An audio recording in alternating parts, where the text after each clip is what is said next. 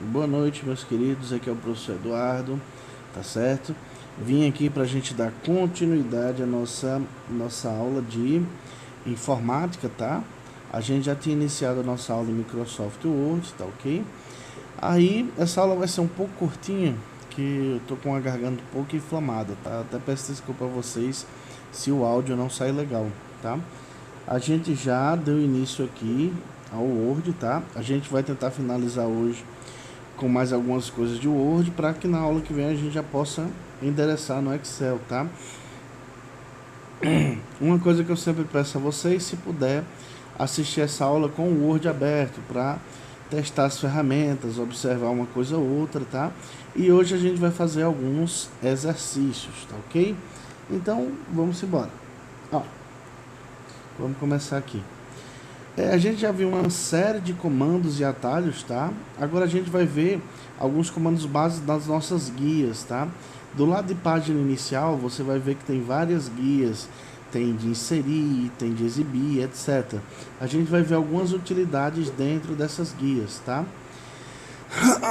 Dentre elas, nós vamos ver primeiramente os comandos básicos da guia inserir. Na nossa guia inserir, tá certo? Ela é basicamente quando a gente quer adicionar alguma coisa ao Word sem ser por aquele comando de Ctrl+V, Ctrl+C, Ctrl+V, tá? A gente vai poder inserir desde pequenos formatos, tá? Para fazer pequenos fluxogramas, imagens online. A gente pode fazer nossa própria tabela aqui, ó. Quando você clica nessa forma de tabela, vai aparecer um quadro onde você vai poder clicar e arrastar e definir quantas colunas, quantas linhas e quantas colunas você vai querer. Aí, por exemplo, se eu definir uma de 3 linhas por 4 colunas, aí ele vai definir lá de 4 por 3, tá? E aí vai sair uma tabela do jeito que você quer, tá? A gente também vai poder inserir Smart Art, que vão ser formatos específicos para ressaltar determinadas fontes, tá? Gráficos. Os gráficos geralmente a gente acaba fazendo mais no Excel, mas nada impossibilita que a gente possa fazer aqui também, tá? O comentário a gente vai ver um pouco mais à frente, que depois a gente vai trabalhar as ferramentas de correção do Microsoft Word, tá? O cabeçalho, o rodapé e número de páginas, tá certo? Quando a gente clica num desses aqui, você insere. Se a gente clicar normal, inserir cabeçalho, aquele cabeçalho vai estar presente em todas as páginas, tá? Então cuidado, quando você for inserir cabeçalho, vai ter uma opçãozinha de você marcar a primeira diferente, para que você consiga colocar o cabeçalho apenas na primeira página e vice-versa o rodapé, tá? Também vai ser possível inserir equações, símbolos, caixa de texto. Aqui ele tem pré-determinado alguns formatos de caixa de texto, mas eu sempre aconselho você clicar nesse botãozinho aqui e lá na última opção vai ter a opção de desenhar caixa de texto, que aí você vai poder desenhar e deslocar essa caixa de texto para onde você quiser, assim como formatar a letra, o contorno e o preenchimento dela, tá certo? Aí o que acontece? Isso daqui é muito útil, tá? Quando você vai também fazer uma quebra de página. Como assim, professor? Vamos dizer que um de vocês está fazendo uma página de estágio e de uma página 1 para uma página 2, você quer fazer com que mude-se o formato da página. Por exemplo, se nessa primeira formato eu tinha um formato retrato e nessa próxima eu vou ter um formato paisagem, tá? Para que essa configuração, a configuração de um deles não afete a do outro, você vai ter que fazer uma quebra de página, tá? E isso vai ser possível através dessa opção aqui, ó, quebra de página. Então essa opção de inserir, ela permite, entre outros critérios, tá, a organização de sua página, tá? Então ela é bem simples, ela tem ferramentas bem simples de serem usadas e ela tem um critério organizacional, tá? Na sequência a gente tem o guia design, tá? A gente não vai usar tanto agora o guia design, mas ele é muito simples. Todas as ferramentas dele são basicamente intuitivas. Ele vai dar para vocês designs pré-definidos de escolhas de texto. Por exemplo, vamos dizer que você quer fazer, sem ser um trabalho escrito acadêmico, você quer fazer um parecido com um jornal, parecido com uma revista, parecido com um portfólio. Ele vai trazer vários formatos pré-definidos e como fazer pequenas alterações desse formato, como inserir uma marca d'água, uma cor de página, bordas, tá? Então o que acontece? O design, como o próprio nome está dizendo, é uma aba específica para configuração e caracterização dos aspectos estéticos das nossas páginas no Word, tá? Ela não tem uma utilização tão grande, porque acaba que a mais da metade das ferramentas dela a gente consegue ter acesso lá na página inicial, tá ok? Então, na sequência, já esse tem um destaque muito interessante, que é a página de layout, tá? Que é referente ao formato, tá? O formato e organização organização de posição, tá? De posição e espaços na nossa página, tá? Dentro do layout, algumas ferramentas eu faço um destaque maior, tá? Do quebra de página, que também é permitido lá. Orientação a gente utiliza muito. Coluna, essa também é muito legal, tá? A questão dos espaçamentos, como a gente trabalha a nível acadêmico, quase sempre vai ser 0 e 0, tá? Os recuos, isso daqui é mais utilizado quando você está aplicando tópicos. Por exemplo, não tem quando você termina um texto e fala, é o seguinte, 2 pontos. Aí vai falar cada uma das características. Aí geralmente você indaga com um pontinho desse e um espaço. Aí o que acontece? Existem normas da ABNT onde o recuo é pré-definido e o recuo se coloca aqui no guia de layout, tá? Outra coisa, para quem não tem a régua, aquela réguazinha na lateral do Microsoft Word, você pode atualizar as margens bem aqui, tá? Tanto vai aparecer opções pré-definidas, como a opção de você colocar de você definir manualmente os centímetros, tá ok? Na sequência, a gente tem, dentro das quebras de página, tem alguns aspectos específicos, tá? Dentre esses aspectos específicos, tem a quebra de início e fim de página, é justamente quando você quer separar o início de uma formatação por um fim, tá? Quando eu quero fazer uma quebra não só entre páginas, mas entre colunas numa mesma página, tá? Quando eu quero fazer uma quebra em respeito à formatação ou de uma citação direta ou de uma figura, tá? Essa daqui, de próxima página e página acabam tendo a mesma situação. Quando eu quero fazer uma quebra de página que ela pertence à mesma página, que é a contínua, tá? Ou então quando eu quero caracterizar minhas quebras de página por uma característica, como por exemplo, só as páginas pares ou só as páginas ímpares, tá? Isso aqui é muito útil quando você vai organizar folhetos de portfólio ou então organizar impressões longas em que você tem que economizar papel de alguma forma, tá certo? Na sequência,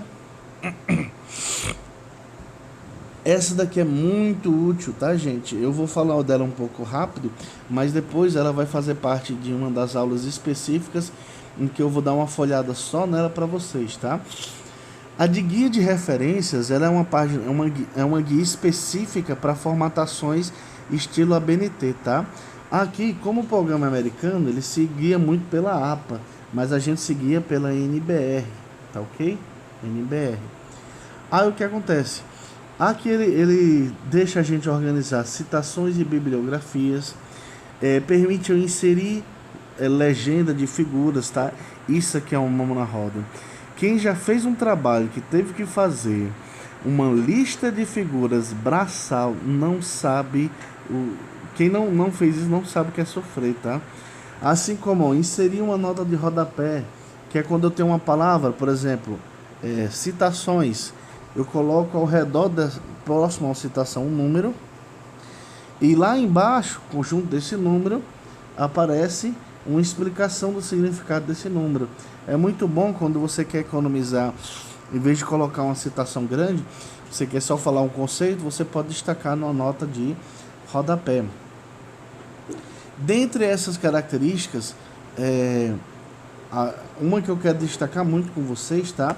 É essa abazinha de sumário. Geralmente a gente faz um trabalho, a gente separa em tópicos, por exemplo, introdução. Por exemplo, a gente tem tópico 1, introdução, né? Aí a gente tem tópico 2, referencial.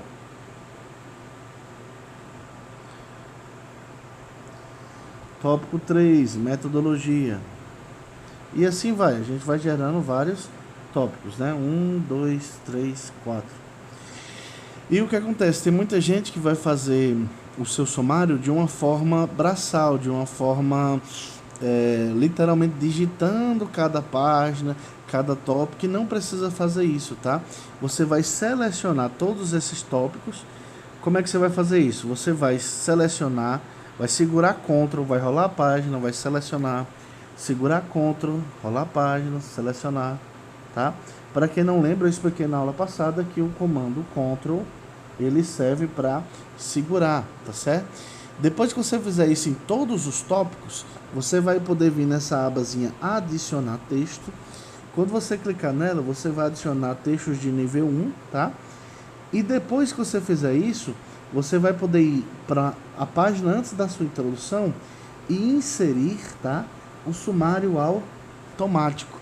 Na hora que você inserir sumário automático, gente, você não tem ideia da facilidade de vida que é isso aqui, tá? Porque ele vai inserir automaticamente um sumário lindo, organizado, formatado, e você não vai não vai sofrer na hora de atualizar esse sumário, porque é muito ruim você ter que atualizar um sumário e ter que ficar rolando, subindo e descendo aquele arquivo para verificar se as páginas alteraram ou não, tá? E ele atualiza tanto os tópicos como as páginas automaticamente, tá ok? Então, essa aqui fica uma mão na roda, uma super dica, tá? Aí, alguns guias suplementares, esses a gente vai ver um pouco mais para frente, se der tempo, tá? Esses não são tão cobrados, mas é o seguinte, é o guia suplementar da mala direta. O guia suplementar da mala direta é quando você vincula a construção de documentos no Word ao seu e-mail, de forma que tudo que você faz vai sequenciado para o e-mail, tá? Na sequência, o guia suplementar de correção. Isso é muito bom quando o aluno lhe manda um arquivo. Você pode realizar correções, fazer marcar, comparar, deixar anotações para o que ele tem que corrigir, e depois você pode até restringir o documento, dando uma senha para ele, alguma coisa do tipo, tá certo? E por fim, nós temos uma guia suplementar de layout de impressão, tá? Não tem nada nela aqui que a gente não tenha visto em referências ou impressão, tá? Mas ela é mais utilizada quando se trabalha em gráficas para facilitar o formato de impressão delas. De repente, você quer imprimir para um livro, sabe? Você quer imprimir para uma página, alguma coisa assim. Então, essa daqui é mais utilizada para quando a gente vai lidar com alguns tipos de impressão gráfica, tá ok? Na sequência, agora a gente vai realizar algumas questões rapidinhas, tá?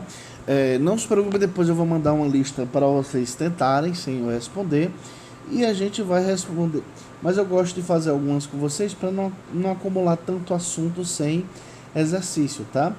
Via de regra, vai demorar um pouco para a gente ter muitas questões pelo seguinte: a maioria das questões, quando cai, elas já misturam conhecimentos de todos os softwares, ou seja, ela já vai querer saber tudo que você sabe de Microsoft Word, tudo que você sabe de Microsoft Excel, tudo que você sabe de Microsoft PowerPoint e assim por diante, tá certo?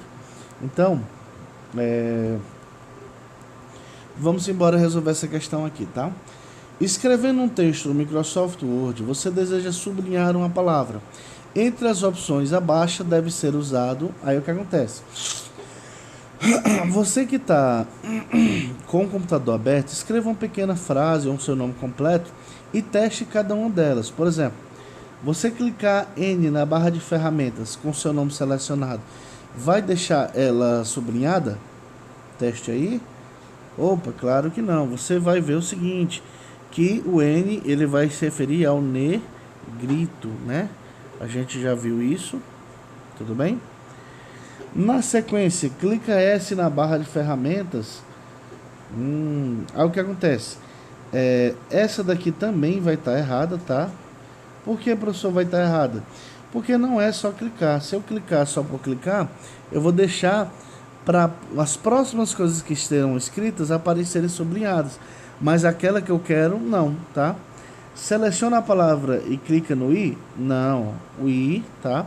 O I é referente ao itálico, tá? Tudo bem? Agora, na sequência, coloca asterisco entre... Coloca a palavra em asterisco? Também não, tá, gente? E por fim, ó, seleciona a palavra e clica no S na barra de ferramentas. Resposta, letra E, tá ok? Bem simples, vocês podem ver. Em geral, as questões de informática não são muito complicadas, tá? Mas vamos embora. Aí, sequência, tá? Aqui ele tem o seguinte, ele tem uma tabela. E nessa tabela é interessante, você pode ver que ele selecionou apenas dados específicos, tá? Aí o que acontece? Ele vai estar perguntando aqui na questão o seguinte: para selecionar a sequência de células na tabela em Word, é preciso marcar primeiro item, marcar o primeiro item e ainda marcar, vamos lá, letra A, o último item com a tecla Shift? Não, tá? Porque a tecla Shift, para quem não lembra, ela sempre vai estar associada a uma função de arrastar. Por exemplo, se eu tenho números 1, 2, 3, 4, 5 e eu aperto aqui, ó, cliquei aqui e segurei Shift, ele vai selecionar todos esses daqui, porque ele arrastou, tá certo? Na sequência, B, apertar no último com a tecla Ctrl pressionada. Aí o que acontece? Não vai ser só no último, tá? Porque se for só no último, ele ainda vai pegar todos os arquivos de uma linha ou de uma coluna, tá ok? Cada um dos demais com a tecla Shift pressionada, também não, porque senão ele vai arrastar. Cada um dos demais com a tecla Ctrl pressionada, exatamente, tá, gente? Porque a tecla Ctrl é como se fosse a palavra segurar. Então o que acontece? Vamos dizer que eu dei um clique duplo aqui na palavra sequência. Se eu segurar Ctrl e apertar, der um clique duplo na palavra Word, eu vou selecionar única e exatamente também a palavra Word. Se eu der outro clique duplo em primeiro, ainda segurando a tecla Ctrl, eu vou ter essas três palavras selecionadas porque eu estou segurando o Ctrl, tá? Então, resposta correta, letra D de dado. Vamos embora. Durante uma edição em Microsoft Word, você deseja sublinhar uma palavra. Opa, isso, só para a gente ganhar um tempinho, ó. Sublinhar uma palavra, a gente já sabe que é na tecla S, tá? Utilizando-se do item início da barra de ferramenta, qual atitude você deve tomar? Selecionar a palavra mais I? Falso, tá? I é itálico, tudo bem? I é itálico. Só um instantinho. Ó, só lembrando que esse aqui é S. E que o I é o itálico, tá? Então, errado. Selecionando a palavra e digitando Ctrl mais, falso. Selecionando a palavra e clica no S da barra de ferramentas, perfeito, tá ok? Letra C, tá? Aí, vou passar aqui pra gente conseguir ver um pouco mais, tá certo? Então, vamos embora. Próxima. Dos itens da barra de ferramenta do Microsoft Word, tá? Aquela utilizada se selecionar a fonte do tamanho da letra, perdão. Aquele utilizado para se selecionar a fonte e o tamanho da letra, ou seja, ó, ele está falando o seguinte: a gente tem uma barra de ferramentas, tá? Eita, que letra bonita, né, gente? a gente tem uma barra de ferramentas. Nessa barra a gente sabe que tem o que? Tem início. Aí tem um espacinho entre elas, né? Tem exibir. Tem inserir. Tem layout. Tem referências e assim por diante. Ele está perguntando em qual dessas barras de ferramenta você vai conseguir achar o local onde a gente coloca a fonte da letra, tá? Então o que acontece? Podia ser duas, ou início ou página início, ou então página inicial, tá? Então letra A, início, tudo bem? Então vamos na sequência. Ó, observe a seguir a régua de um documento do Word, tá? A marcação do início do parágrafo é dada pela imagem, ó, bem fácil, tá, gente? Vai ser dado por essa imagem do início do parágrafo. Só um instantinho que eu tô cego. Do início é indicada pela imagem. Aí o que acontece? Não apareceu aqui, era na letra C. Que estranho, não apareceu. Ó, ia ser o triângulozinho de cima. Como assim, professor? Só um instantinho. Um triângulozinho de cima. Por exemplo, essa imagem aqui, ela serve tanto para configurar o parágrafo, como para outras coisas, tá certo? Para recuo, etc. Essa de cima aqui é o início do parágrafo. Aqui é o texto na sua forma corrida, tá certo? É como se fosse o ajustamento do parágrafo.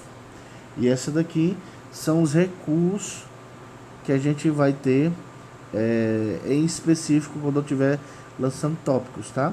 Esqueci de colocar a imagem, tá? Mas é o beringuelozinho aqui de cima, letra C, tá ok? Na sequência, a tecla de atalho que possibilita no editor de texto do Word excluir caracteres da direita para a esquerda. Olha que legal. Ele começa com a palavra direita. A gente aprendeu duas teclas, né? A gente tem a backspace, tá? E a gente tem a delete, tá? A delete, ela vai apagar tudo que estiver à direita. Ou seja, ela vai percorrer o caminho da esquerda para a direita. Agora a backspace, tudo que tiver à esquerda do cursor. Ou seja, ela vai percorrer o caminho da direita para a esquerda, tá? Então vai ser a tecla backspace, tá ok? Essa daqui eu achei legal, que ela tenta confundir a pessoa um pouco, pelo seguinte, ela começa falando em direita, mas fala direita para a esquerda, tá? Ou seja, vai apagar o que estiver na esquerda, por isso backspace. Pode confundir um pouquinho, a pessoa olha direita, pensa logo, opa, delete, né? Mas não é, backspace, tá? Na sequência, opa, acabou aqui, tá, gente? Ó, eu peço a vocês que deem uma olhadinha, testem, eu botei poucas questões, tá? Mas depois eu vou mandar mais para vocês. Deem uma olhadinha nas aulas, sem pressa, testem os atalhos. Na primeira aula foram muito mais atalhos do que esse, tá? Dá para vocês testarem muita coisa, aprenderem muita coisa nesses atalhos, tá certo? E como vocês podem ver pelas questões aqui que eu coloquei para vocês, essas questões caem bastante, tá? Elas caem bastante em concurso. E o legal, elas são questões simples, tá? Então é o tipo de questão que a gente não deve errar, tá ok? Então, tipo, dê uma olhadinha nesse material que fiz com carinho aqui para vocês, tá? Vou mandar uma lista e qualquer dúvida que vocês tiverem, só me falar, tá certo? Então, vou encerrando a videoaula por aqui e tchau, tchau. Tudo bem?